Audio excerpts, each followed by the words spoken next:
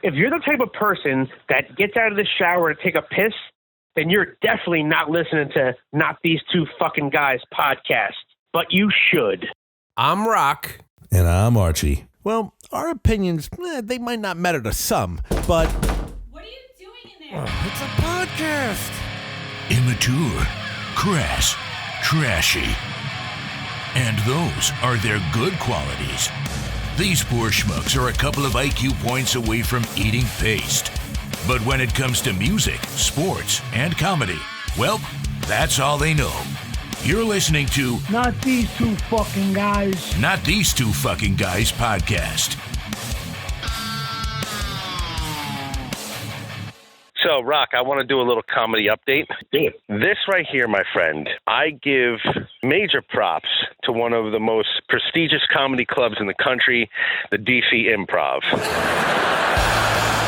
walk a 100-pound pit bull down the street. I'm a tough-looking son of a bitch, okay? I walk a 3-pound peekaboo down the street.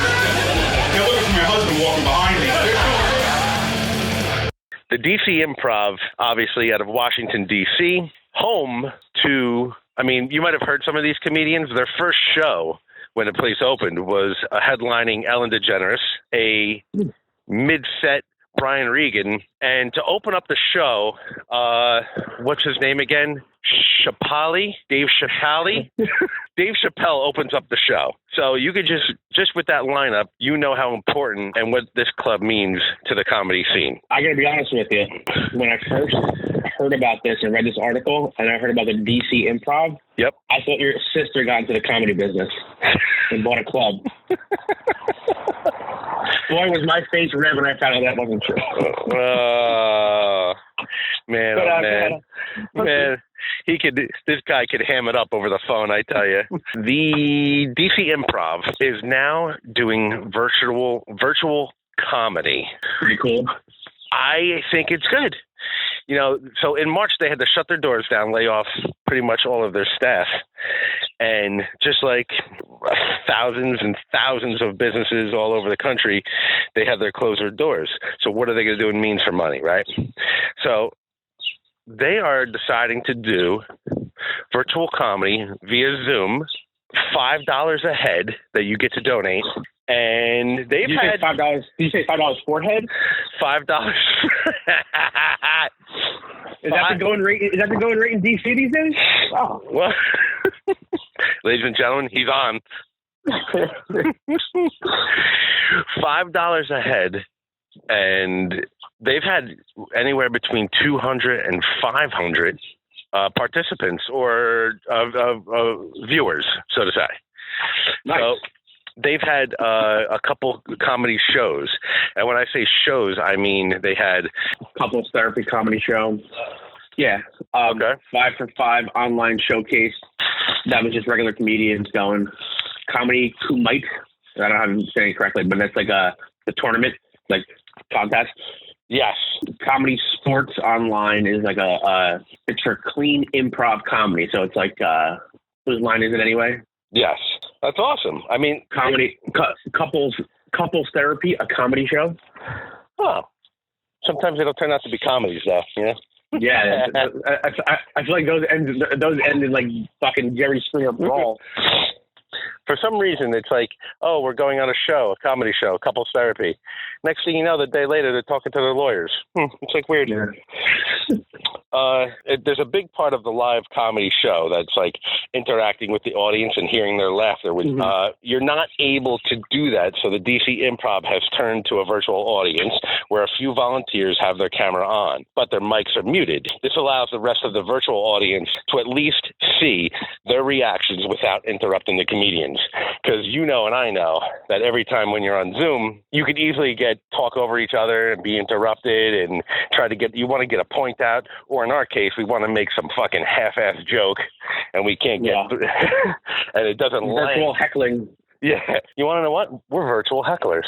There you go. So I'm giving props to DC Improv for doing this because not only are they making a little extra scratch on the side during this pandemic, but they are actually giving people the opportunity that probably wouldn't have the opportunity to showcase their talent. Yeah, I think it's great, and people that are stuck in their houses get something different, and you can only watch so much Netflix. So this is definitely a good way for people to take their minds off of the shit that's going on now. I want to see if more clubs are going to start to do this, jump on the bandwagon a little bit, Yeah. I mean, why wouldn't you, right? You would think, what I mean? I mean, it's not like it's going to cost them a ton to do it. No, but you need a rock club to do the same thing. A little trickier. But that we've talked to Mark Norman, who will be on the podcast within the next week or two, talking about doing a virtual type of comedy, not in front of an audience. It doesn't have the same impact, but it's still getting the job done, so to say. Absolutely. So with that being said, DC Improv, you get thumbs up from not these two fucking guys. Whoa.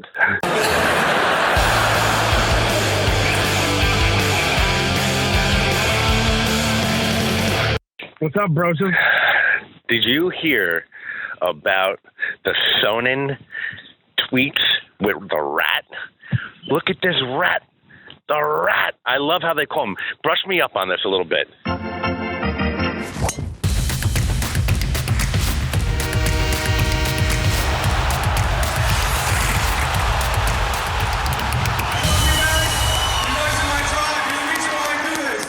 So, Chael Sonnen is very outspoken, has his own podcast, which is awesome. It's called You're Welcome.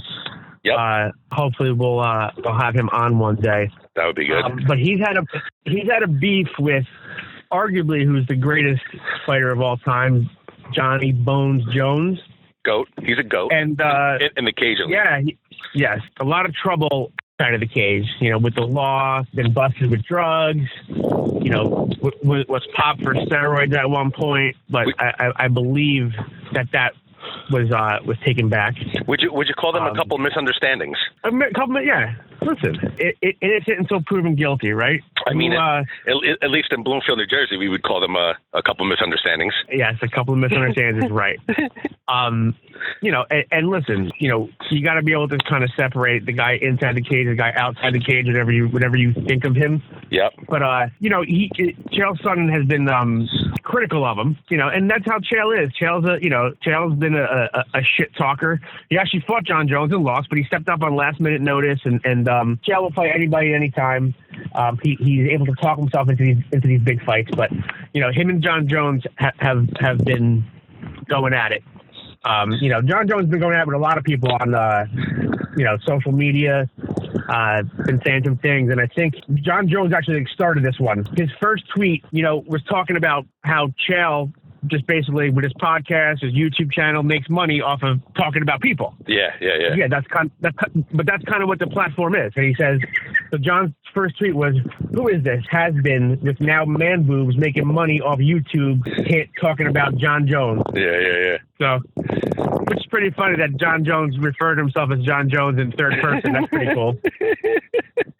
How about somebody replied back, undisputed, biggest arms in Westland, Oregon, Chael P. Sonnen, because that's what Chael, if you listen to Chael, he's undefeated, undisputed, never lost a fight. Gotcha. And then Jones responded back, said, it took 25 seconds for you guys to figure it out. Impressive. Basically, I think it's a bad move engaging Chael in a verbal battle because he's so witty, so creative. So I'm gonna go down these and read them to you. It seems like John Jones is like going to a gunfight with a knife. Exactly. That's what it seems like he's doing right now. Okay, go ahead. So Chael responds back, "You're the only fighter in UFC history with more mugshots than Al Capone." highlighting his many arrests. Also, too, he's been in some accidents and misunderstandings. More wrecks than Evel Knievel. More gunshots than SEAL Team 6. I read that one. That was a good one. So, but this was my favorite one. More booze than David Crosby with Ernest Hemingway sitting on his shoulders. So these are like all single tweets. So he's sitting there just fucking rattling them off. So do me a favor. Talk to me about why he's a rat. Why are they calling him a rat? So he's calling John Jones a rat. Again, John Jones got busted with illegal substances. Yeah. I'm politically correct here. Yeah. And Chael is saying that John didn't get jail time or didn't get whatever because he ratted out his dealers. And that's why he's calling him a rat. Gotcha. The only fighter who's been asked for more pics from police photographers and starstruck fans. Yeah, so this guy was rifling them off one after another. Like, he was just like, you want to know what? Fuck you. I got fucking 6 minutes of my day, and I'm going to go after you like a tiger. Oh, yeah. But listen, this is basically what Chael does for a living now. He's an analyst, and again, his podcast is absolutely amazing. His YouTube clips are awesome, funny as hell. On the rare occasion when a fan asks for a pic, do you give them a side view out of habit? That's good. Because if you ever drove sober, the networks would cover it live with helicopters. And last thing, everybody knows you beat this latest case by ratting, so that's where we call him out as a rat. Yeah, so that's where it was like, you want to know what? It was like jab, jab, jab, jab, jab, knockout. Yep. So Chael got a little bit of trouble early on in his career. Okay. I think he was doing real estate or something like that. I don't have the exact facts, so I don't quote me on it. But he said when they offered, and this is Chael saying, when they offered me a deal, I hard rocked it, Jack. You ratted out your dealers, you got put in Punk City. Oh man. Last one. I did my bid in Gen Pop on a weight pile with the shot callers. The only thing you lifted was your cell phone to give up your contact. Oh. Damn. So what a funny, that was like the funniest thing I read all week. Like, very funny exchange. Yes. I think, now, is John Jones getting back into is he allowed back into the ring? So yeah, he is. And UFC is very forgiving. They are. Well, listen, I mean, the guy is, in my opinion, now my brother disagrees. He says it's Anderson Silva. Some people say it's George St. Pierre. Again, I'm not the president of the John Jones fan club. I think he's the greatest. I mean, he lost one fight and it was by disqualification. So he didn't lose the fight. Like, he's never been beaten. Gotcha. So right now, he's still the 205 champion, which is light heavyweight. Now he's gonna potentially, they're talking now, him move up to heavyweight and fight this absolute killer named Francis Ngannou, who last fight I think lasted 16 seconds. He just knocked out Rosenstrick, and when I mean this guy is ferocious, the hardest hitter I've seen, in my years of watching MMA. Jones wants to come up to the heavyweight division, and I think it's basically it's a win-win for everybody, right? It'll be a competitive matchup. Jones doesn't really have much to prove in the 205 division. He's kind of beaten everybody in the division. He's always wanted to step up. Pay-per-view numbers. And oh my God, this would be if they make this fight to the summer, this will be by far the biggest fight of the year. Wow. Ngannou is a stone cold killer. Guys run away and don't want to fight him. Gotcha. You know what I mean?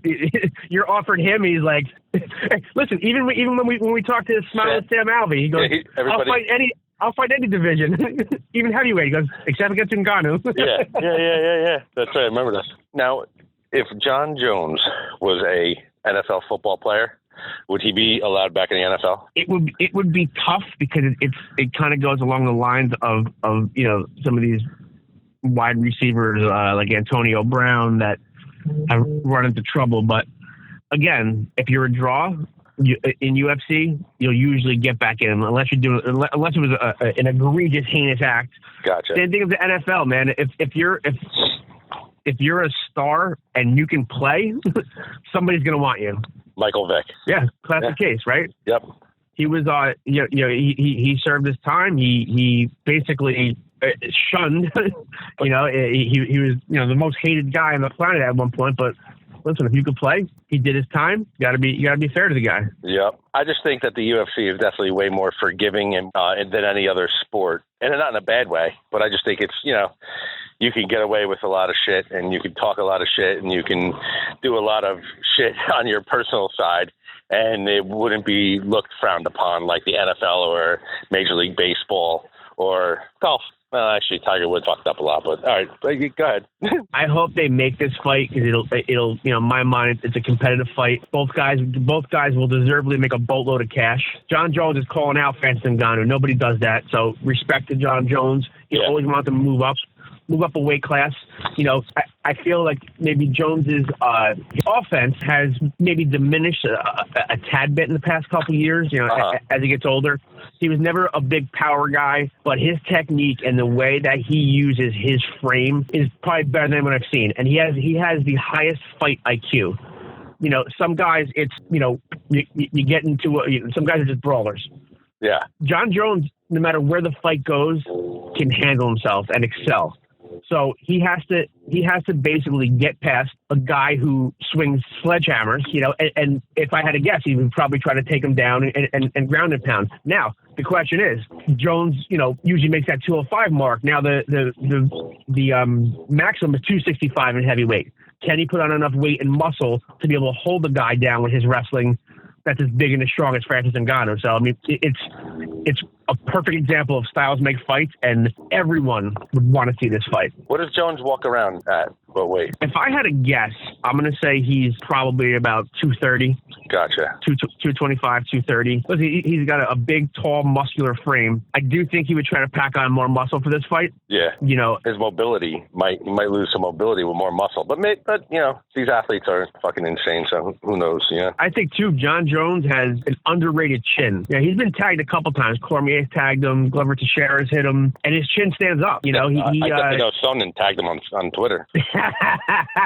Literally. We can only hope and pray it happens. Well, Uncle Dana, make it happen. Let's hope and pray that this fight happens, because this would be one for the books. To continue a conversation that we've had between the Twitter beef between Chael Sonnen and John Bones Jones. So apparently now John Jones is threatening to walk away from the UFC. That was the comment, walk away. So I think Uncle Chael, calling his bluff, tweeted out this. And this makes reference to Jones fucking drunk driving and getting into accidents and hitting people. Okay. Because nobody is going to care if you walk away from the UFC, dum-dum. Just promise not to drive away. Okay? He's good. He's good on the tweeter. Oh my God! I'm the old Twitter machine, as they call it. Oh. As far as I can tell, you haven't put anyone in the hospital by walking into them. Because Joe's gonna come back saying something about putting him in the hospital. Yeah. And then the last one. I mean, I'm gonna go through a couple of these things. Newsflash: upon hearing of John's promise to walk away, his car insurance company just sent every other driver dividend discounts. So, as we know, this is definitely not over. So, yeah, stay tuned for more silliness on Chael's Twitter. We'll see what happens in round 3. Yeah, and you can follow him at Chael Sonnen on the Twitter. Nice, I love it. It's entertaining. Yeah. It was really, for the lack of fight going on, this is all we get.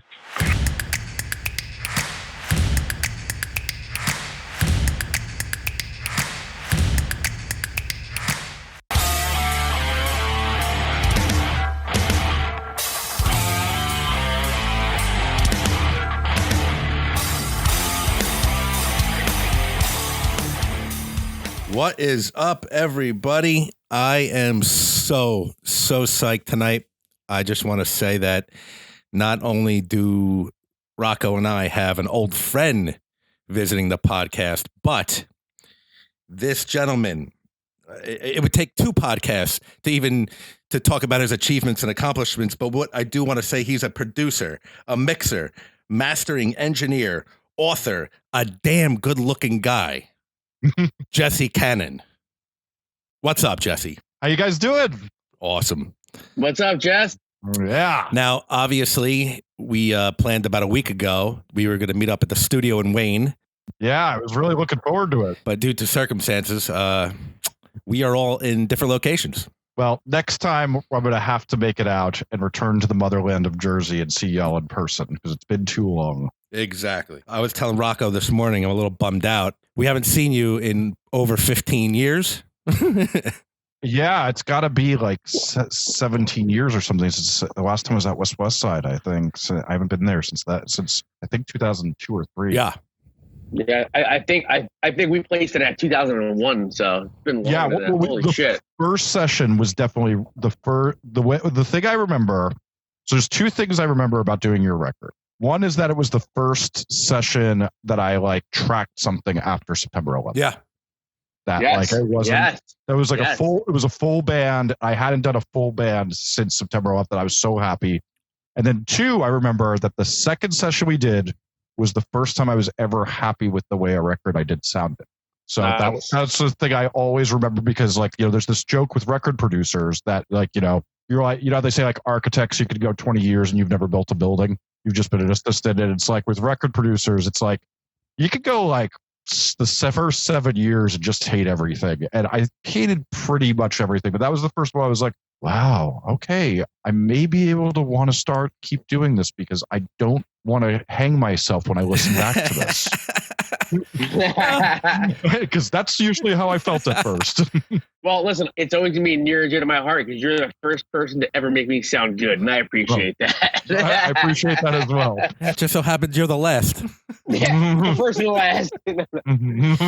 From what I remember, I got my first advertising job in like 2000, 2001. And not to get into the thick of it all, but I walked around the office and I went into a copywriter's room, which happened to be your father's room. And I saw a huge, if I remember, a poster or a huge cardboard cutout of Springsteen. That sounds right. And I'm like, I'm going to like this guy. Out of all the people, your father and I really hit it off as far as talking music, just shooting shit with music. And he's like, my son's a producer. He masters. He works in New Jersey. I'm like, oh, really? I got a band. I'm like, maybe, who knows? And it just so happens that, from the cards fell. I remember doing music at West Side and vocals at your parents.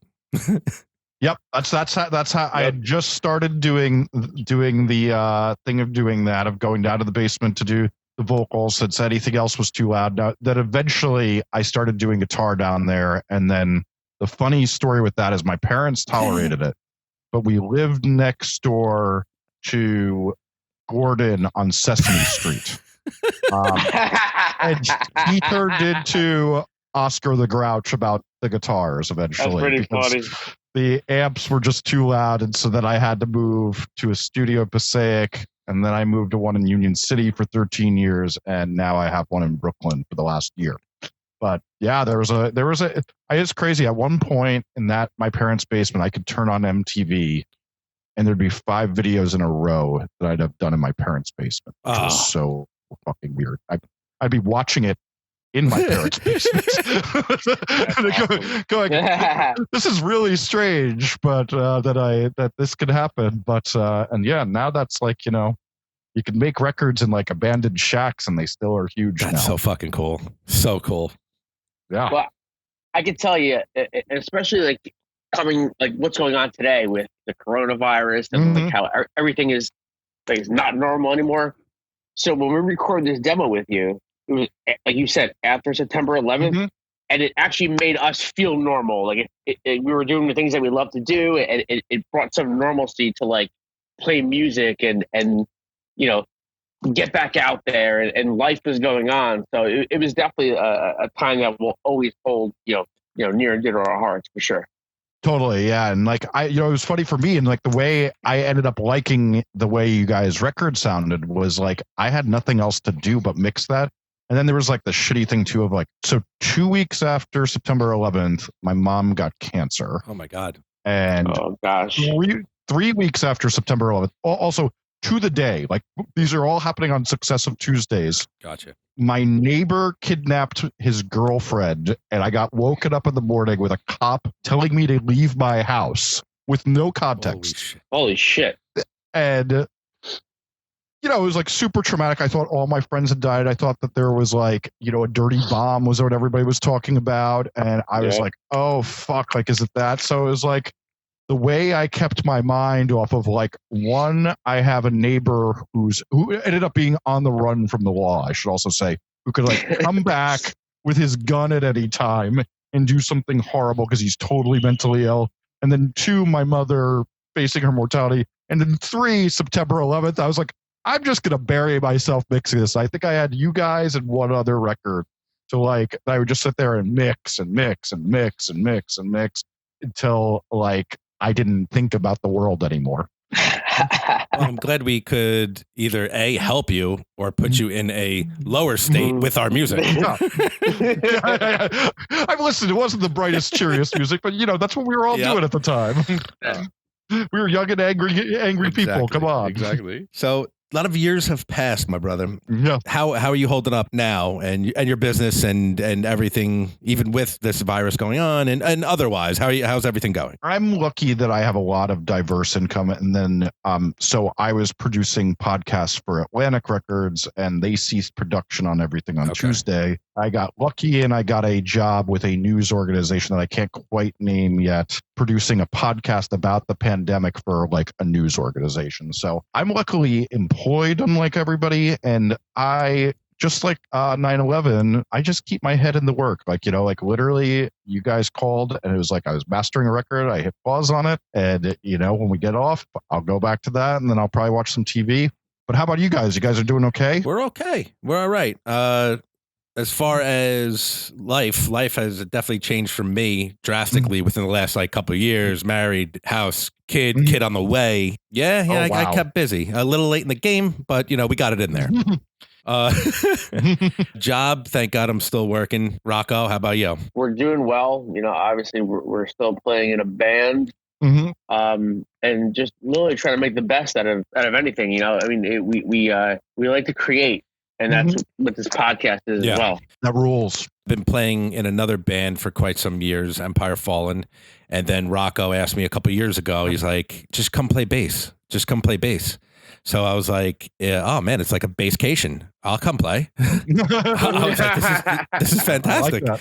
And we started a band, War for the Crown, in the vein of like Down, Clutch, like that type of music. And nice. There's no thinking. There's no. It's just organic. It's fun with the guys that we have. And we recorded an EP 3 years ago. We're about to record again. Nice. But we are having a very good time, I would say. That's what I like to hear. But so now what happens though? Are you guys disobeying and you're meeting up to practice, or are you staying separate? What are you doing? And be honest. Well, luckily, social distancing has nothing to do with us not practicing. Nice. Well done. We were in social distancing for about fucking 3 months so far. I mean, I think we got together once in December. But listen, again, like he said, it's for fun. Yeah. It's fun. It's a good camaraderie. We play some bigger shows. It is what it is. And again, creating is what we love to do. As you know, it's you get that bug in you. You want to create, and you don't get too serious about it. As far as this is what it has to be. This is what I want it to be. It's everyone has an input, and let's have fun. I think that is the thing that I think a lot of people, they get to as we all get older, is it's just like, this is enjoyable. And the pressure of not having to do shitty things and do the promotion you don't want to makes it so much more enjoyable. Oh, it's so much more enjoyable that way. With nobody just, down your neck about fucking do this, do that, writing this, writing that. And we're just, we're having a good time. That's great. So Jess, for the people out there, and I hope I get to share this podcast with some kids out there that are 20 years old. Just give them a little background. We don't have to go crazy. Just as that, but just give them a little background about, what you've done. Because like I said before, we could do another podcast of your accomplishments. And we'll leave that for something else. But, just a little background about you. It's funny. I'm so terrible at this that every time I have to go to my own website and look at it. It really is true. I'm like, and I've learned this from a lot of other people who are in my shoes, is that like we're all bad at it because like we just, it's like I work on around 300 to 400 records a year, and I make, I can't even. I mean, this year it's looking like I'm going to make over 100 podcasts, and like, I'll have made 100 YouTube videos this year by the end of it. It's like, so there's a lot going on, but the thing I like to say that I'm most known for is a record producer. I've worked with groups like The Cure, Animal Collective, the Menzingers, the Misfits, the Bizkit, Basement, Dillinger, Escape Plan, Somos, Man Overboard, Leftover Crack, Transit, Morning Glory, Lifetime Saves the Day, and a ton more that isn't on that. I host a podcast called Atlantic Records Inside the Album podcast right now, where I do audio documentaries on the creative process of things. I have a YouTube channel where I educate musicians. I've written 2 books. One's called Processing Creativity, that's about creativity in music. Another that called Get More Fans, that's taught in 24 colleges about how you build a fan base and how you manage a band. And other than that, what else do I do? I managed some bands in the past. I manage 4 bands now that are mostly defunct that I manage their estates, is what we would like to call it, I guess. And because managing bands that are together is not fun. You have to like do work, but like monetizing things that are already done. That's easy. There's no pressure. And I think that's most of what I do right now. I'll tell you what. Now, I wanted to ask you a question as far as, damn, Jesse, I wish you were around 20 years, but I knew you 20 years ago. But yes, I'm 41. If I was 20 years old now, meaning right now, today, I wish I fucking ran into you. Yes. Or I found your fucking YouTube channel, or I knew your book. Because 20 years ago, I looked at Rocky. I was like, hey, man, I made a couple flyers for the show. You got your boys coming? Yeah, I got my boys coming. There was no marketing for us. I mean, yeah, of course there was. We just didn't have the outlets. And it's only our fault. We could have definitely done things differently if we really wanted to do this for a living. But the shit that you put out, I actually was going over some of your YouTube clips, and then I started to go to my Spotify page. And I'm like, oh wait, maybe I'll do this. I'll fix this. Talk to me about these YouTube videos because they're so informative. Thank you. I got mad around 2009 about the exact thing you're talking about. That like I felt like I was producing lots of bands that were talented. And they'd say, what do we even do? And I'm like, oh, like I can't just tell you that in like an hour over a beer. Yeah.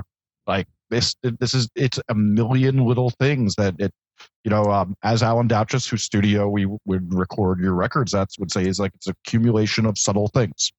You're building a haystack. And so I formed a blog because that's what you did back then. I started writing all that stuff, and then that turned into a book. But, the real big thing now is that, like, we're finally in that era where all the information that was hidden when we were young. And I think that, like, it is an interesting thing because I talk a lot about this because, obviously we're the same age. I'm 42. And when we were young, there was a lot of people who, like, you just couldn't find the information. But now the funny thing is the kids, all the information's there, and then they just don't do it. And people always turn to me and they're like, you give away everything. Aren't you worried that you're going to get obsoleted? Or they're like, the things you do? I'm like, no one does any of this. They literally just don't pay attention. Like it.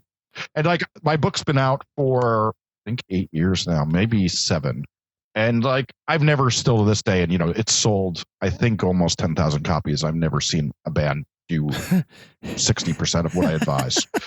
And even like at the, I've been working at a major label for 2.5 years now. It's like, all I do is look around going, wow, well, you really should be doing that. You really should be doing that. You really should be doing that. And, it's just really comes down to that none of us are going to ever do all the things. And then 2, the information is very segmented out there. And what I'm trying to do with this YouTube is I realized musicians and reading do not go together very well. But it's even the same thing for me. Like I was a person, there was 75 to 100 books, and now I watch about 75 to 100 YouTubes a week. Oh my God. Wow. Wow, that's... I come home from work, watch YouTube, drink some beer. Yeah. So talk us through like writing a book. Mhm. Like, how does that even like? Where do you even start with that? The key I learned, and I particularly like, it's funny because like the first book, I had written a lot of blog posts and I started putting those together. But the second book, I kind of learned how to really do this, which was like, there's this idea in creativity science that you just need to start not judging yourself. It's much like the same thing with a song. You're going to just put stuff down, riffs, whatever.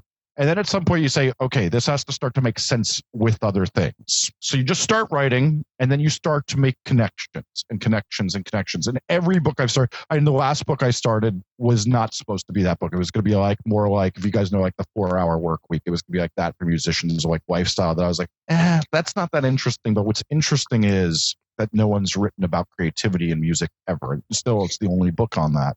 And so what you basically just do is you just keep opening that document and making it good. And then eventually you got to give yourself a deadline. And I gave myself a year to finish it 3 years after I finished both of them. So after I should say 3 years after I started both of them, I'd hit a point where I'd be like, okay, it's conceivable this could be done in a year. And I hit the deadline both times. It's like, because you can always keep tweaking anything. I said, this has to be done. And I will say that like the last months of my life, like with both books, it would be like I ruined the relationships I was in. I, ended up, my last book, I ended up being celibate for the first time in my life, which I'm like, what the fuck were you thinking? I'm like, Jesus Christ, that was dumb. So yeah, you do a lot of sacrifices. I had no life. Like literally when I finished my last book, I went out to dinner with 4 friends at one point, and I was like so socially retarded. And I'm like, I haven't done this in so long. I don't know how to be around 4 people at once because I was that locked down for so many months. So yeah, the real thing is you adjust your life. Like there's this really good saying that what's important to you, you have to treat like you just got a hockey puck to the face. You don't go and pay your phone bill when you've gotten a hockey puck to the face. You go and treat the wound. And you have to treat. I like it. You have to treat the thing that you really need to get done, like that hockey puck just got in the face. And that's what I would do each day. Is I used to have a sign above my desk that said, "You're bleeding." What I meant by that was like every day you have to realize this is the most important thing for you to do because this is what will change your life the most. And right now, like that is YouTube videos. Like aside from my I'm paid by some corporations to do some work that they sometimes put demands on me and say, we will stop employing you if you don't do that work. But every other moment I have before that, I do that and I manage that between friendships and girlfriends and stuff like that. Well said. Well, listen, I mean, we've always known that you were a worker. Like you were always like committed to like being a producer, doing what you do, and what you said of a sign over your desk. I want to say this, and maybe correct me if I'm wrong. You had a sign in your studio that stuck with me. It said "results, not reasons." That's exactly it. Yeah. It's funny. Dude. Like everybody from that era, that's what everybody remembers is they're like, man, he was such a psycho. He had that result. No, dude, I'm telling you, and I've adapted that to my life, and I've passed that down, and it's meant a lot to me. Like, wow. I read that, and I'm like, wow, I'm like that's pretty like impactful, powerful. So that's an Alan Douches saying, actually. That's awesome. Was I high? Yeah. Where was that sign? Yes. No. I think to more to the point, what you were doing was looking over while he was doing vocals and telling him he could do it better, which was what we were doing. You were looking that way, going, God, he's got to get this better. God, he's got to get this better. And you were actually good at self-motivating too, compared to most singers are very bad self-motivators, and you were very good at also knowing that you can do things better. Because I remember too, is I'd done a good amount of hip hop at that point. But yeah, you were faster than most people, like in spitting delivery. So I remember being like, oh fuck, am I good enough to like get these enunciation out? And I remember like that was a big thing, is that way if we really wanted to make sure you heard every word, which I think we did a good job of. So no, you did a fantastic. Listen, I'm going to say this. Mm-hmm. You did the best of what you had to work with. There we go. No, honestly, and it was the right amount of pushing somebody, like pushing me to be better and to like think about things differently. and also knowing what you were working with. So, listen, much appreciated, dude. Much appreciated. Right. Those were some of pretty much one of the coolest times. That was actually my first experience really recording with, like a major like studio and professionals. I remember walking into, I believe it was in Tenafly, right? Yes, it was. Walking in there going, this is interesting. Like, where are we? And I guess this is how it's done. And I remember there was a big console. Mm-hmm. First of all, I was so naive and so new to the game. I remember I always pronounce Alan Douches, right? Yes. Walking into a studio, not even the idea of what this man has done. Like, I just didn't know. I didn't know. And then you were like, oh, yeah, he's done X, Y, Z, 1, 2. I was like, oh, shit. Alan look where we are. Alan is now the most credited engineer in music history. Oh, wow. Yeah, pretty wild. Are they still going on? He literally even won a Grammy this year. Wow, that's fantastic. Yeah. That's awesome. He's doing really good. His daughter was on American Idol this year or last year. Okay. Yeah, it's pretty wild. Now, from what I remember, Alan was definitely big with mastering. Yeah, that is his main thing. Like, I wanted the deal was like I wanted to learn mastering, but I really wanted to do production, which is hilarious because now all I want to do is mastering and not do production. But I still get hired and I still take jobs. It's that funny thing of like, yeah, he the majority of his work has been in mastering. Whereas I've done about an equal spread of mixing, mastering, and production. Gotcha. So just for people out there that, because I still don't fucking have an idea, because I just know that when your music gets mastered, there's, for the lack of a better term, there's just a punch now to the music. How would you explain, and you probably could do a whole podcast. No, but how would easy to explain. How would you explain mastering? So the way I would do it is I would differentiate that. Production is the recording of the song. Mixing is taking all the tracks you recorded. So let's say like a thing like you guys band, we'd probably, let's say, had somewhere between 30 to 60 tracks. Then we mix those down to a stereo file, just like what you listen to. But then the mastering goes in and optimizes and gets it to, have a better treble bass balance, have more punch, have more, like what I like to say I do is I try to find the emotion that the mixer was going for and bring more of that to the table, since I just know some things I can do, since that's my expertise when I master. Very good explanation. So I have to do it. I have to do it all the time. Yeah. So talk to us. I mean, because this is obviously a tedious process. It's hours and hours and hours of just listening to music, and truth be told, it may not be music that you love or even like. You know what I mean? But like, you have to give it your best effort. So like, talk about that a little bit. So the thing I try to impart to the people I train was the attitude I always had was that even when you don't like it, you're training for the day that you get something good.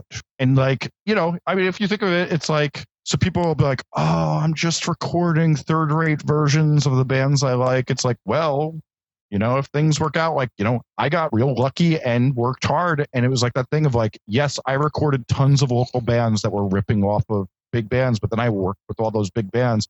But the thing that's funny that people don't realize when you work with a lot of the bigger bands is people love to demean them and be like, oh, well, the producer does all the work. Sure, we contribute.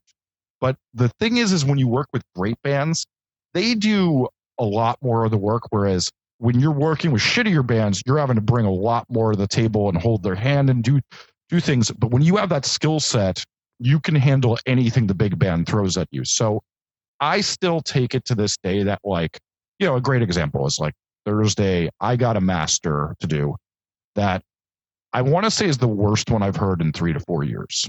Like, I'm like, what planet were you listening to this mix on? Because it was not speakers or headphones anywhere near where you were. I literally thought I was being punked. But I'm like, okay, got to make it work. And, what I like to say is like, I generally, for my mastering, it's like I have a rate that's figured out for how many hours it takes me to do. I know how much my time is. I'm like, I'm going to spend 2.5 times the amount of time on this, even though it's painful and it's awful. Because if I can get this to sound remotely good, that means my skills will have leveled up a lot. Nice. And I tried tons of different things. I just took it as an experiment. And it still sounds terrible, but I got it sounding a lot better. Because as the saying goes, you can't polish the turd. And that is the attitude, is that like when you're doing bad work, trying to make that bad work be something that's acceptable. Like I do believe that you're only as good as your worst work. It is a big thing. And, you know, like truth be told, like right now, the record I paused with is by this guy, Andy Hull, who's in this band Manchester Orchestra, who's a big major label band. And it's like, if I'm being honest, I think I mastered it faster than I've mastered anything because it's right and good because that guy has an amazing ear. And it's like home recordings. Nice. And that is the thing, is like, it took me doing 2,000 other terrible, terrible sounding records to know to leave that alone as well. I don't have to put my hand on it. I can just go, this is right. Let's just do tiny little things to get it a little bit more right. So in the last 10, 15 years, so to say, where an at-home makeshift recording studio is almost like the norm, what would you say that somebody, you know, like, because you don't come from a background of at-home record. I mean, you did at your parents' house, but I'm saying you came from like a bigger type of studio. I started doing records on tape is the big distinction I make, is that most people have never done a record on tape, whereas I did lots. I have a literal scar on my finger from cutting tape. Okay. So what would you say as somebody that's like, well, man, I'm just going to go record at home, bro. I don't need to go to a big studio. Well, there's things that are right for that, and there's things that are wrong for that. Like it's, you know, it's an interesting thing is like we talk about Billie Eilish a lot now, since best engineered record of the year, all the things in the Grammys, one of the best selling records. It's done all in a bedroom with a professional mixer and a professional mastering engineer in big studio. And, you know, depending on the genre, like, you know, you still can't do an orchestra at home. You still can't, I mean, arguably, we are kind of getting into the era where some of the bigger metal records are done mostly at home, but not the drums. What I would say, though, is the big thing is that if you think you're going to be able to do that, do you actually know the ways to go about getting a good creative result? So what I see a lot, particularly, and also who I'm like paid to advise a lot, is that like they're fucking up one thing so badly that it makes it's like an Achilles heel. It's just like they fall down because they haven't learned some of the ropes. And what's nice about big studios is like they can show you many of the ropes, but we also like when people break rules. And I always have taken it that home recording is really good and cool. And I actually, like, you know, it's like a funny thing of like, I now do a lot of interesting home recording techniques all day. Like, you know, like a great example now is I used to always be a guitar amp guy. I think I own 17 guitar amps. Okay. I take a DI every time because there is now tones in the computer that are better than I can get for certain types of sound in the real world, because some of the amps in the computer now sound better than the real amps. And damn, I do often blend the two together, but we've now hit a point where like that really is the case. And so I see all of this as just like different routes, and everybody should do different things, especially also like budget. Like, you know, like there's this very big band Basement I did that are actually on Atlantic now. And like when we did their first record, it was like a lot of it was just like communicating on Skype while they recorded and telling them like a different thing to do before they recorded. And then I mixed the record when it was done, so I had a polish. And now that record has millions upon millions of plays because they got shown what the flaws were while they were doing them. And granted, their next record that's done in an actual studio sounds much better. So how about, I'd love to get into this because I just want to see where you progressed as far as you mentioned before podcasts. So did you see something in the industry? Like, did you follow a trend? Did you see podcasts are getting big? Did you want to go that route? So I started, you know, as I tell everybody, I am that liberal cuck. You know, I am as far left as they get. And in 2003, I moved to Brooklyn, and my studio was in Union City, New Jersey. Okay. So that meant about an hour and 15-minute commute. So I needed to fill things with that time. And the big thing became my ears would be so sore from working 12 hours a day, I couldn't listen to music anymore. So I started doing audiobooks first. And then I heard about podcasts. I started listening to Rachel Maddow, and I really fell in love with it. And still to this day, I've missed, I think in 17 years, I've missed 10 episodes of her podcast. Well, because I'm a nerd of habit. And, yeah, I just really got into it. And then I had this friend, Zach. So Zach was 15 when I met him. And by the time he was like 18, he was managing like huge bands and music. And now has a record label through Atlantic, manages tons of huge bands, including Brand New, who we had a #1 record with 2 years ago. But Zach asked me to do a podcast with him on the music business. And I'm like, okay, old man talking to the 18-year-old kid. This will be interesting. And our podcast really blew up. Like we'd be number in the top 20 in music all the time. We got featured on the front of iTunes very regularly. Yeah, so that kept me going. And then I just kept doing different things. And then at some point, Atlantic approached me about doing one. And then I did a lot of them. I presently have 2 through Atlantic because there's another one called Landed that I do. That's interviews with the actual staff of Atlantic about what their job is. But yeah, by that point, I hit a point where I was listening to more podcasts than watching TV or music. I am not that way anymore because the thing that we all know now is that once you start doing something professionally, you lose interest in it. it's true. That curse I tell everybody, they're like, I love music more than anything. I'm like, cool, you prepared to not? Because let me tell you what's going to happen in a few years if you get busy. You're not going to listen to much music anymore. Well, that's actually like what I wanted to say to you. And the question was, you kind of just touched on it, how you're mixing music, you're producing music, and the last thing you want to do in your personal life is listen to music, right? Because you're doing it all day long. It's almost like a porn star. Yes, that's exactly the right metaphor. In their personal life, it's like they probably don't want to have sex, you know. So doing what you do, how do you find new bands and how do you like enjoy music when it's painstaking? Yeah, I'll tell you. The biggest thing for me was at one point I had to put a lot of effort into it. I tell like people this all the time. Like I do classes for this thing called URM Academy that teaches people how to record. It's like the biggest online school for it. And I was talking to a bunch of successful record producers. They're all like, I haven't liked a record in years. I'm like, I actually do listen to a ton of music. I don't listen to as much as I did when I was 20, obviously.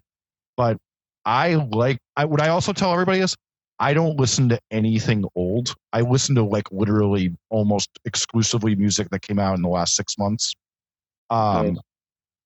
I like that. I worked really hard to find music that stimulates me. And like, I do joke about it as like a straight white guy with a deep voice who lives in Brooklyn. My music taste is that of like a transsexual kid in college in London.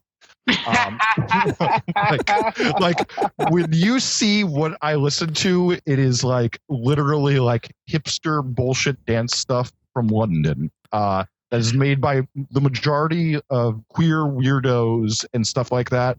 But there's this weird thing of like, I listened to everything I could, and the only music I could find that like is out there enough that like, I'm like, I don't know how they do this. I want to study this. I want to just feel this. It excites me, is just that type of music. I mean, I should also say this. I listen to a lot of mainstream pop. And I listen to a good amount of punk, and I love the new Poppy record, which is a big metal record. I think that's the most interesting record I've heard in forever. I love Tame Impala. That record was #1 the other week, and that's like, I guess indie we'd call it. I love White Reaper, who are just rock. But most of what I do listen to is much weirder than that. But it took a lot of effort. I would literally just sit there on the new release pages and hit play on things, and then finally I started to find things that I really liked. I know this is like jumping around a little bit, but I pretty much hold you responsible for some of my music. Like, I don't know what I'm trying to say here. Like abilities right here, and I just made a word up. So this is where it's going to go. Should I apologize? No, you shouldn't apologize.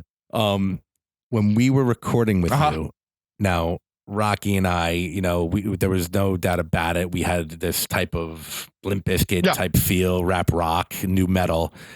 You were like, we were just talking and we were talking bullshitting through the recordings, and you were like, yeah, there's this band like Thursday. Oh, yeah. And I'm just like, who the fuck would name their band after a day? Yeah. It sounds cool. Sounds cool, Jesse. Keep going.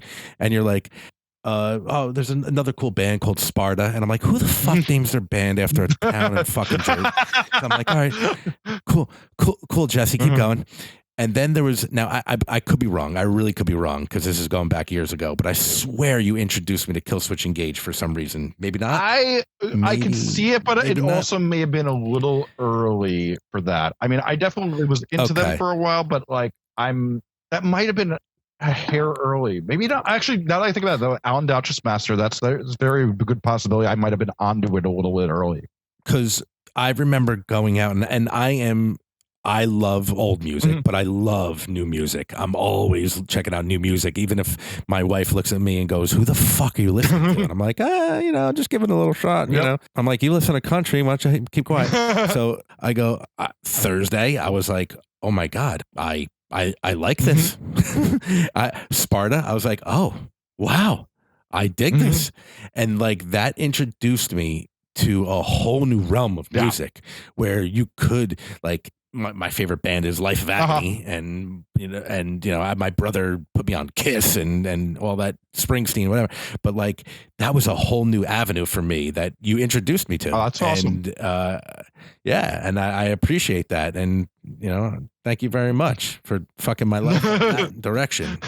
That was good. I gotta tell you, just for pure morbid curiosity, you put me on to Leftover Crack.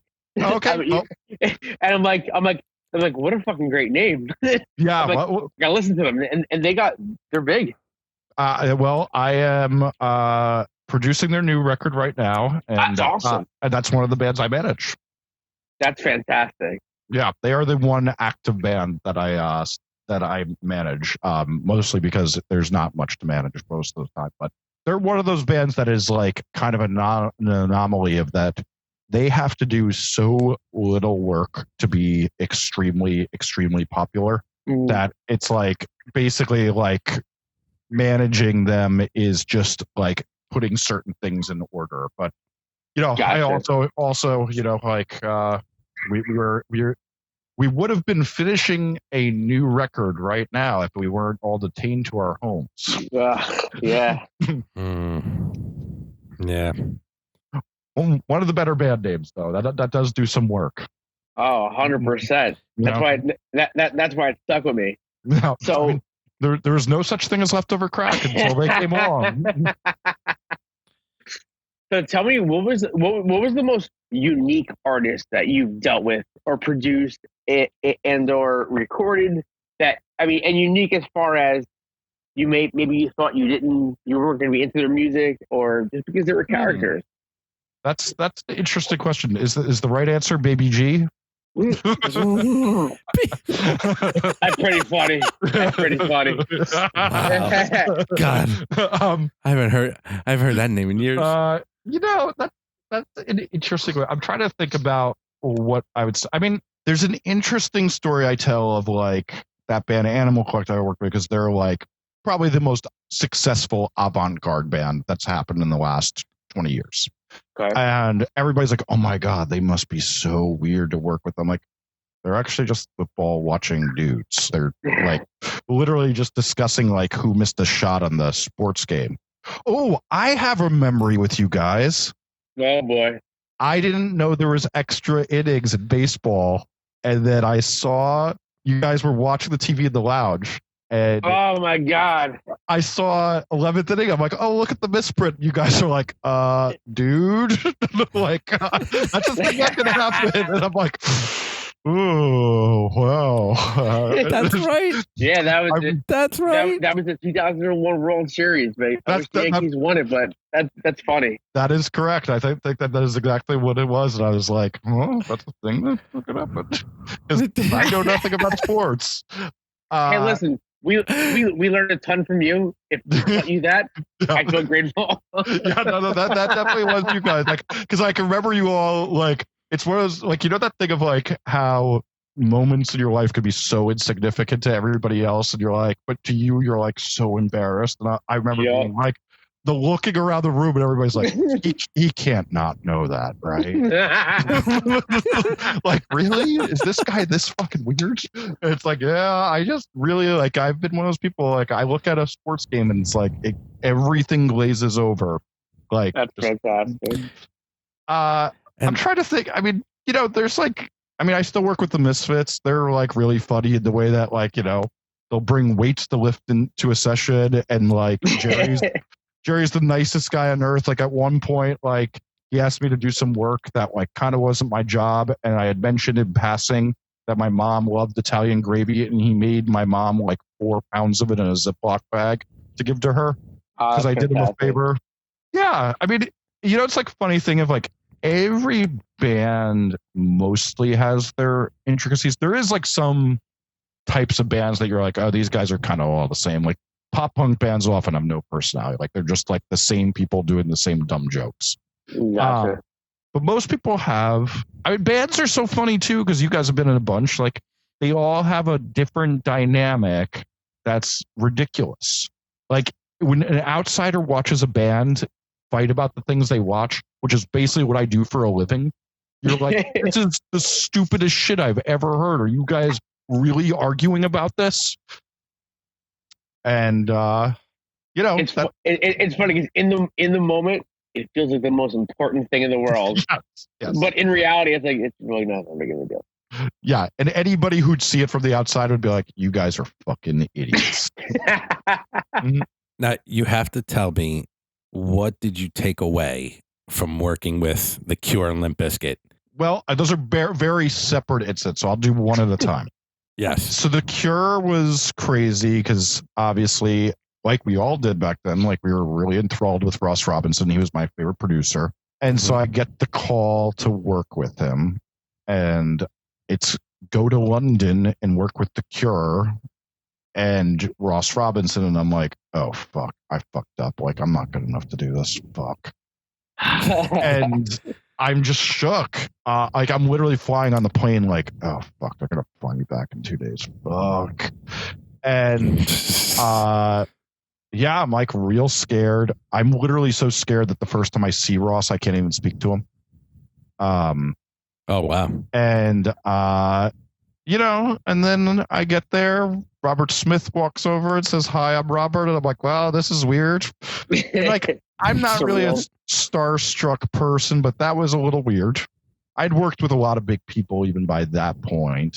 But yeah, and then we get going and everything works out. And like, I'm very fast friends with Ross. I mean, we're still really good friends, and we just hit it off so well and like had a great time. So then Ross was like, we get done with the I leave the record when it's done being tracked, and they work on the mixes for a while. I mean, a fun story with the mixing too is like, so Robert is like the smartest, funniest, kindest, just best person I've ever been around. So we're at the listening party for the record, and you know, everybody's excited. We're playing it for the record label at a nice hotel on Central Park, and Robert hears the mix of the single, and he's like, oh, fuck, we have to remix the single. Oh, God. And so he's like, get me a studio to do this right now. So like, I get Battery Studios in New York.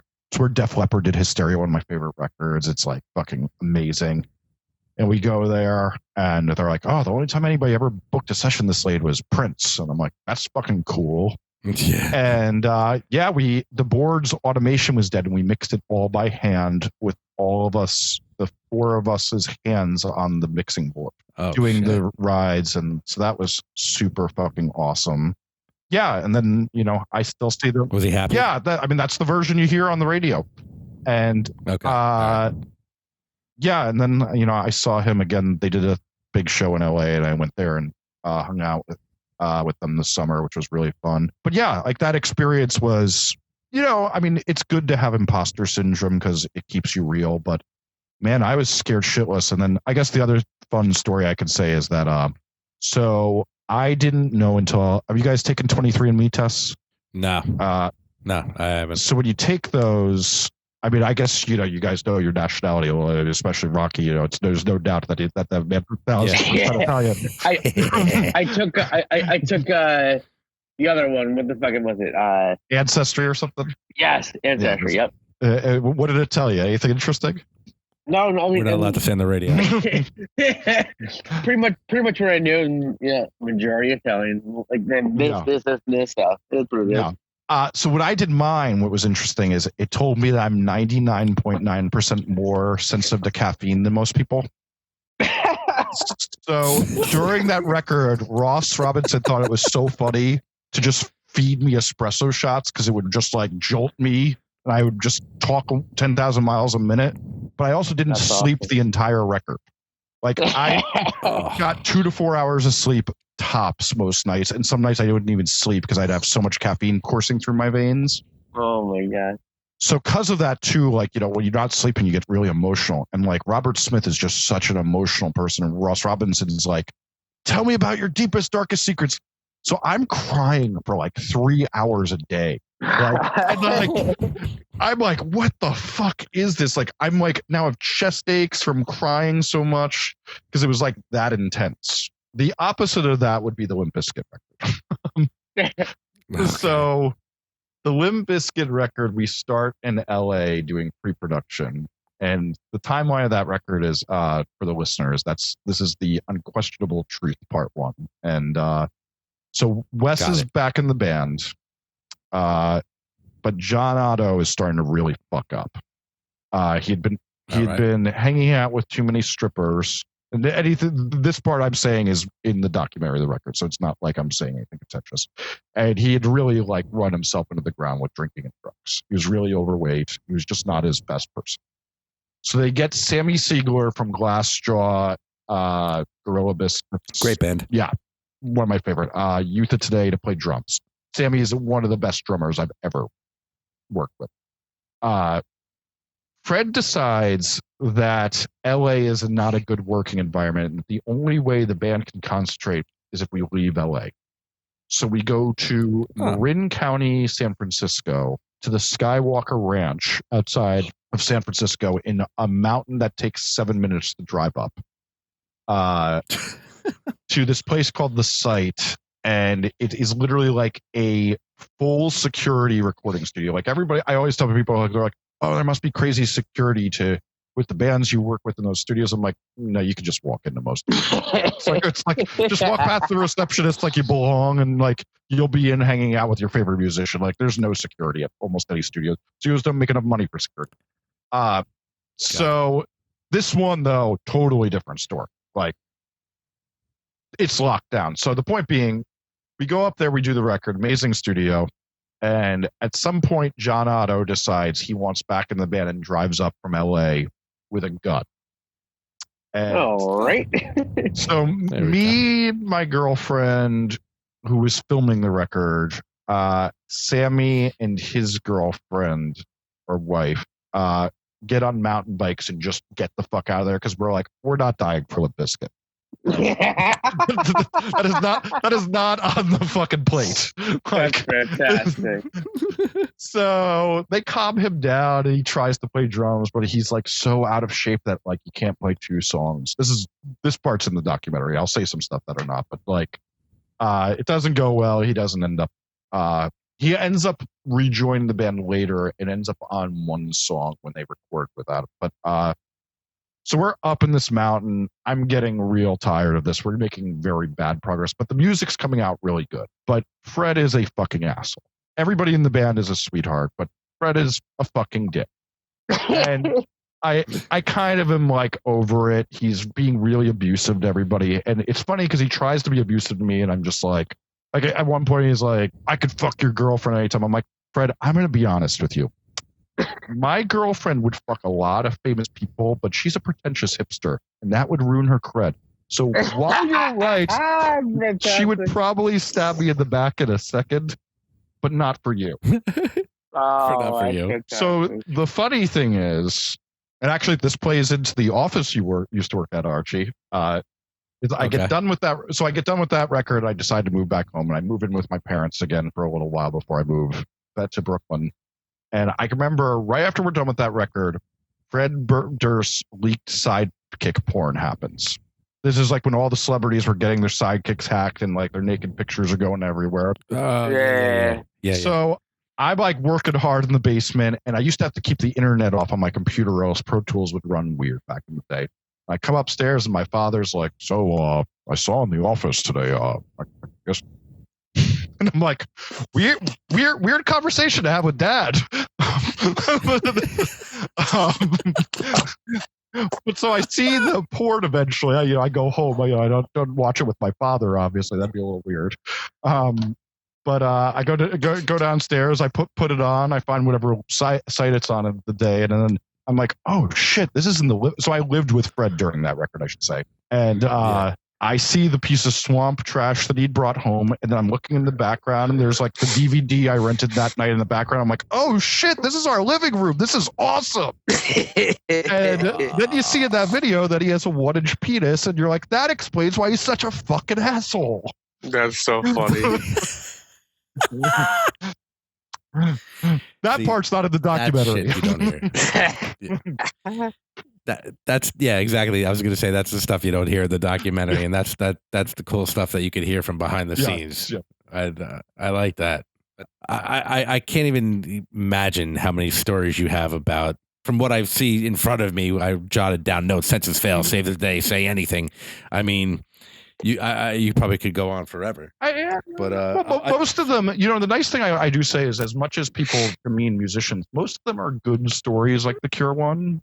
Like, yeah, then some of them. I mean, it's like a very funny thing is most of the people I've worked with, I've only really not gotten along with like maybe 3 or 4 out of the 2,000 or so I've worked with.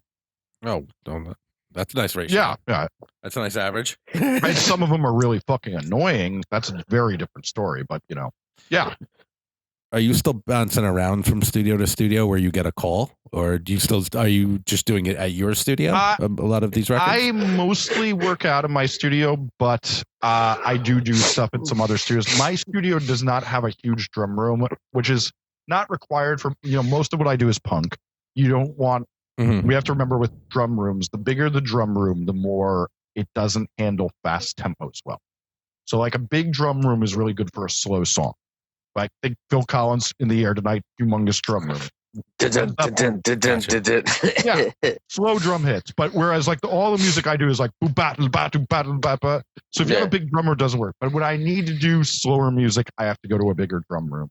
So yeah, I mostly work out of my studio. I'm presently sitting in the office in my apartment, which is also a room where I can mix and master in, and is very nice. So yeah, between that and my studio, that's most of where I go. But I like going to other studios because it's like, I have a joke that I say amongst record producer friends that like we just play respectable video games.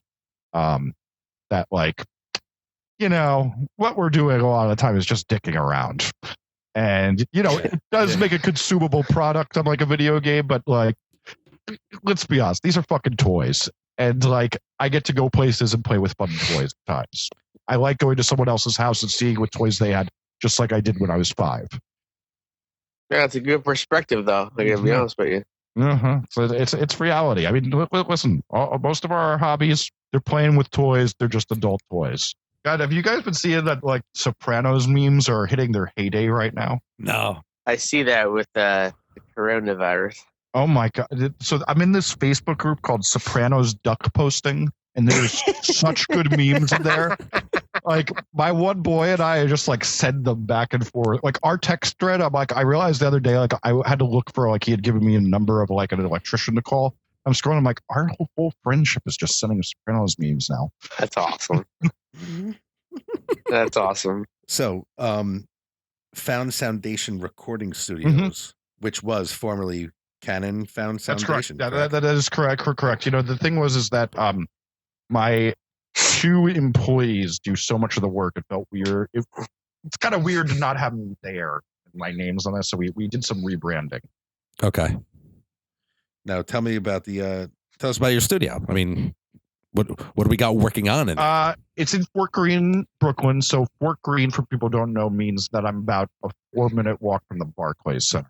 Okay. So Yeah, and it's a 2-room studio, and yeah, I mean it's a lot of podcasts and punks, since that's what I mostly do. And then we do some books on tape. I've done some interesting ones, like do you guys know John Joseph of the Cro-Mags? Oh yeah. So I've done both of John's last 2 books. Yeah, and it's just like, what I like to say is it's a producer studio in a way that like we are very much there to like pick apart songs and go very slow. I think I remember enough that on you guys, the second time we did it, we really got in and took our time punching in each part by part, whereas the first one you guys all played together and then we just fixed what the mistakes were.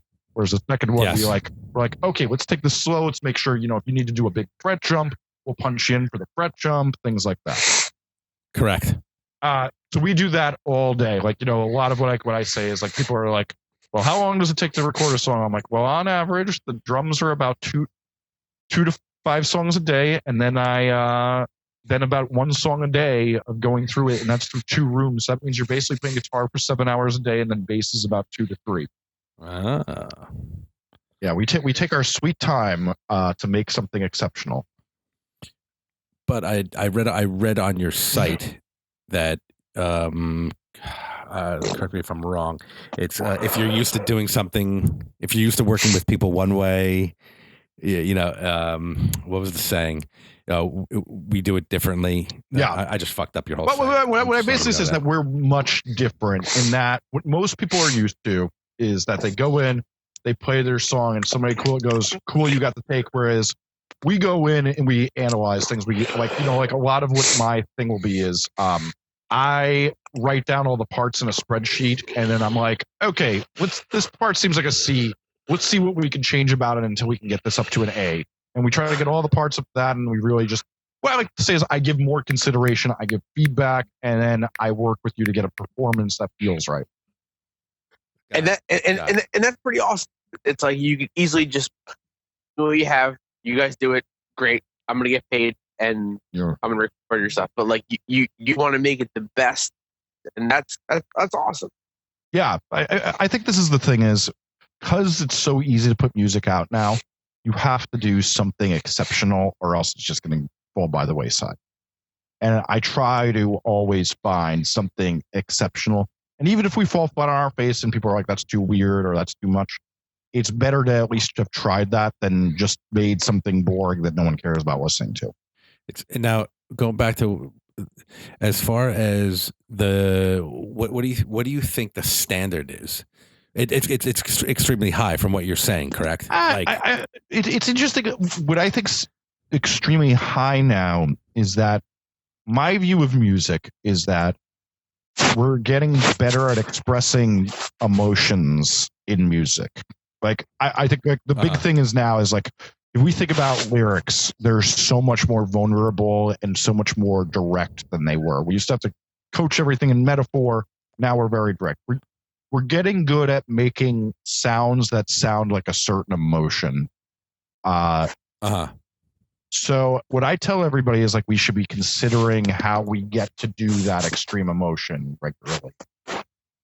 Yeah, I think like what the big difference is with consideration is like I can sit there and be like, okay, you're singing, like I had a thing with a kid a few weeks ago. Is like plays me this song and I'm like, dude, this is really sad. Like, what's this about? He's like, oh, my father died. And I'm like, why is the music so fucking happy? And then like, figure out, like, let's rewrite this music. Like, you wrote some good lyrics. Let's put this with something that fits it better. And it's just a lot of it is consideration with a goal.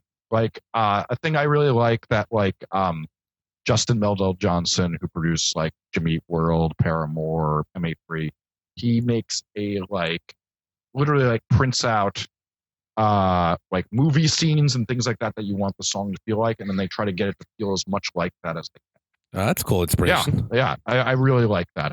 I've been trying to think of how to do that more. Mm-hmm. With the Get More Fans, the DIY guide, and the processing creativity, do we see any more books on the horizon? Absolutely not. The funny thing is, go fuck yourself, Archie. There's a really funny thing that happens, like that. you know, everybody I talk to, like my best friend right now, who's a Pulitzer Prize winning author, he's writing his first book, even though he's been one of the most contentious reporters of the last 2 decades. He's writing his first book. He's like, God, you told me this was going to be miserable. Everybody says that when they're done.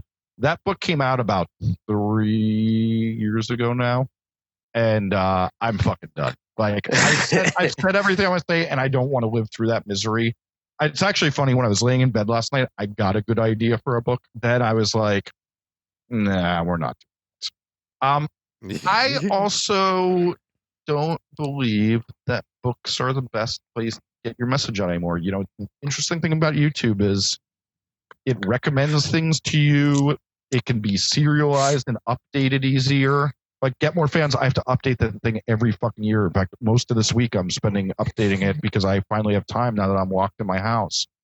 I think YouTube is, it's funny because like our age group is like not always as good with it as the younger generation is that when you have a problem, you just type it into fucking YouTube. I still Google things like an idiot, but I'm getting better with doing YouTube when I'm just like, I know when I have to tie a tie, I still have to go on YouTube, but because I don't wear a tie very often. I call Rocky. Oh, nice. I tie his ties for him. It's okay. That's good. That makes me feel like more of an adequate adult. Yeah. Again, Muse Formation, right? Yeah. Am I saying it correctly? Yeah, that's right. Yeah. I got engulfed the other day of just I watched one, I watched the other, and then there had to be I don't even know what's up there, about 20 videos, but I watched 2 and I was like, fuck, all right, this is what I got to do. I got to call Rocky. We got to put more effort into this band. We have to decrease our age by 20 years. And then we're gonna fucking kill it. We're gonna fucking kill it. Yeah, there is something to the decreasing. You know, it's funny. Like I talk about it in process, right? That there's this band Beach Slang, and so he was in this band Weston I loved when I was like in high school, and that band blew up when he was 38. But everybody's like, "Wow, that's awesome! Maybe we could do it." I'm like, "No, that's just the only time that's ever gonna happen." Like this is the full-on exception to the rule and probably the only time we're going to see, but it is crazy that this dude just never stopped plugging away since 17, and then it worked after 21 years. Yeah. Many of years I had the whole, for lack of a better term, the whole classroom fantasy of, oh man, one day, maybe I'll be on tour. Me and Rocky we'll be in some town, just fucking writing music on the bus and doing this, doing that. And I was like, oh, yeah, work, marriage, kids. Yeah. What's fucked up is like nowadays, like you could pay to go on tour. So like you could do it, but it's not advantageous. It's not going to necessarily make you any money because you're spending money, and it's going to probably ruin your real job and like your family. So, I mean, it's bizarre. Yeah. I mean, I will say this too, the chin up thing I say to everybody about the touring thing is I was like, yeah, show me somebody who tours on a lower level that's happy.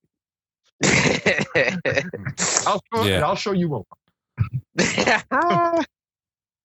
Didn't you have a story years ago? Didn't you like go on tour for a little bit and you were just like, nah, not for me? I mean, that's literally when I had a band when we toured. That's how I ended up becoming a producer. It was probably not long before I met you guys. Yeah, it would have been like late 99, early 2000 that I just would sit in that band and I'd be miserable because I realized I like, there was a lot of years of my life that I didn't realize, like kind of like the thing we were saying is like after September 11th, it was like I was hiding from thinking about things.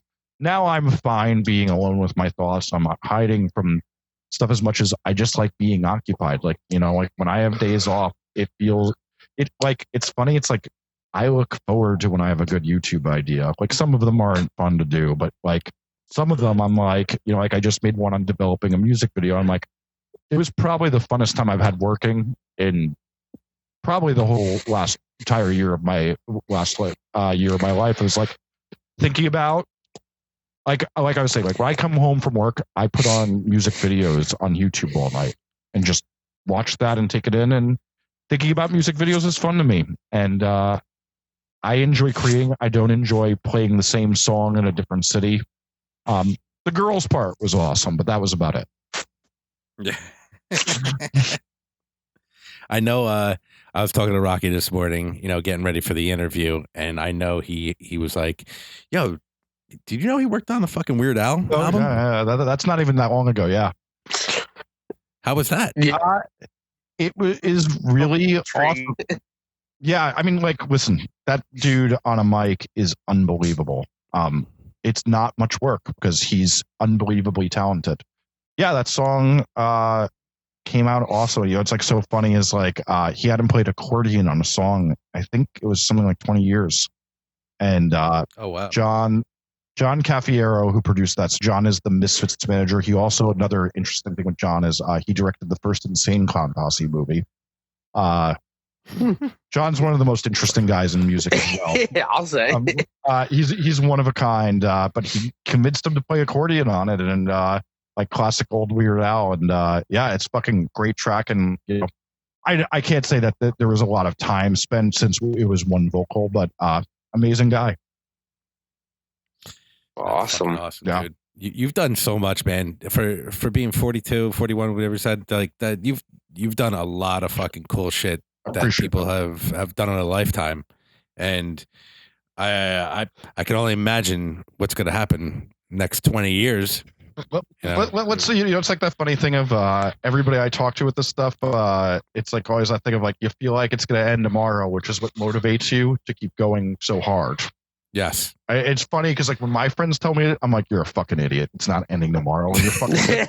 But then when I can't follow my own advice, and then I'm sitting there acting like if I, like every day I joke that I'm like, oh my god, if this band that has 4 people waiting for this record doesn't have it within 2 hours, the world's gonna end. But I think that's what makes you who you are. I mean, yes, it's the fucking work ethic.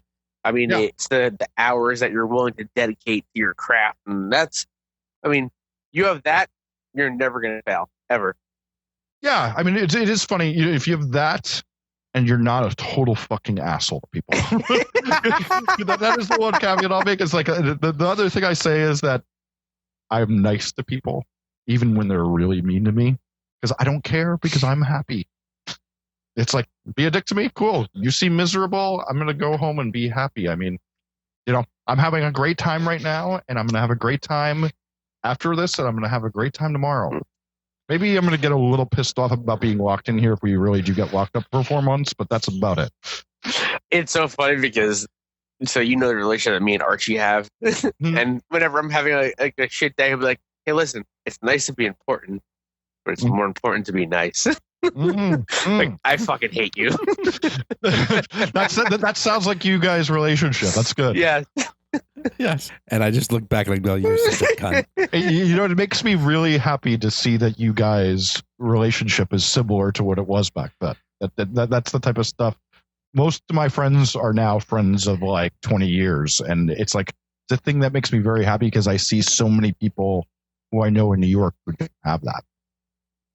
Nah, we appreciate that. We don't take it lightly, and it's a fun time.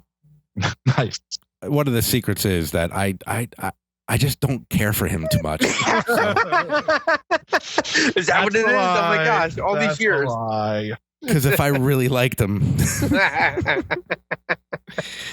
Jesse, on behalf of me and Rocco, we can't thank you enough for joining us on this podcast. I mean, you've brought a lot of musical insight, and if anybody out there that's going to be in a band, forming a band, talking about forming a band, you have to watch his videos in I always say this name wrong. Musformation. Yeah, you got it right. Sorry. I'm sorry. Yeah, give them all your socials and all your find you. Yeah, we're gonna blast it out. Awesome. When this interview comes out. It's actually very easy. I'm at Jesse Cannon, and then I'm jessecannon.com. No I on for the website, and then Musformation is my company. Email at gmail.com or info at anything at musformation.com, and that's also my YouTube channel. And that's Really as simple as it is. And if you want to know more about me, jessecannon.com is the best place, since that's the only place where I remember to update all the things I do. We're going to blast it out. And that's where Jesse finds out about Jesse at jessecannon.com. He refreshed his own memory about himself. Yes.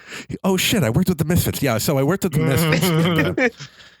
And I'm not even joking around when to say this. I'm not even like trying to blow smoke. I'm actually probably not going to put it into effect, but I'm going to watch your YouTube videos because they're so fucking interesting.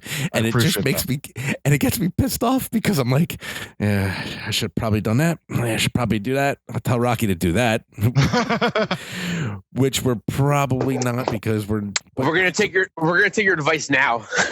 See how it goes. But what I am going to do, you do have, just real quick to get back to one of your videos that I think you had, what was really cool, man. It was a video of like the guide to like Spotify playlist promotion. Yes. I thought that was so fucking intriguing, as far as, because I use Spotify like it's my Bible. Mm-hmm. Like my wife's like, we might have to cut some bills this month. Well, you're leaving Spotify. Yeah. But I'm going to start to adapt your methods into it and just see how far it goes, and we'll see what happens. Well, I hope it works out. If you have any questions, you know my door is always open. And that's what's awesome, because I'm sure there's people out there that need answers that probably could reach out to you, and you're a nice enough guy to get back to them. I try to, I take it as a thing that if anybody has a question, and I have like this Facebook forum, and it's like, I do it, and that's what gives me the ideas for the next thing I should do. That's awesome. Jesse, thank you so much, brother. Dude, my pleasure. And then what we got to do is the next time we got to do this over some drinks in person. When we're out of lockdown, 1,000,000%, you're our first phone call. That sounds great. The great Jesse Cannon. Awesome. Thank you very much, brother. Thank you, brother. Guys, stay safe. Great catching up. Stay safe too. Same here. All right, pal. All right. Bye-bye.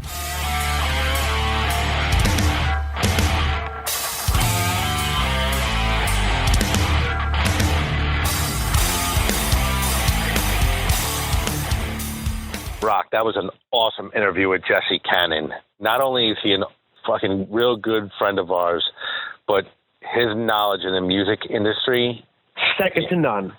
Absolutely. If you people out there don't subscribe to his YouTube channel, you are missing out on getting your next deal. So with that being said, Rock, is there anything left you want to say to the people? Well, it's funny you should ask that there. If you're listening to Outkast on Blast, shaking your big fat ass, then you're listening to Not These Two Fucking Guys podcast. All right. I'm sorry, Miss Jackson.